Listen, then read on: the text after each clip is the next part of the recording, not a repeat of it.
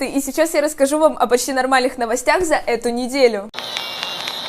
Калиматов напаивает ингушскую интеллигенцию и хвастается своей мини-башней. Пьянка, конечно, за наш счет, за свой они кайфовать не привыкли. Нищая республика просрет 2 миллиона на международный кинофестиваль.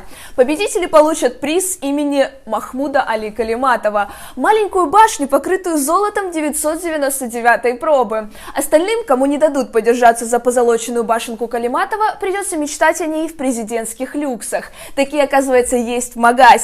Дальше салют, фуршет и по домам. Официально фестиваль проводят, чтобы познакомить местных жителей с достижениями современного кинематографа. Жаль, что дед Махмуд не знает о существовании интернета. А еще дед Махмуд не знает, что по сайту госзакупок можно отследить все ебанутые траты. Под Новый год он решил послать несколько чемоданов меда за 700 тысяч в Москву. Вот таких чемоданов. Внутри 3,5 килограмма меда и больше дней. В следующий раз потратьте все деньги на дизайнера, а медом скинутся простые жители Ингушетии. Они-то не привыкли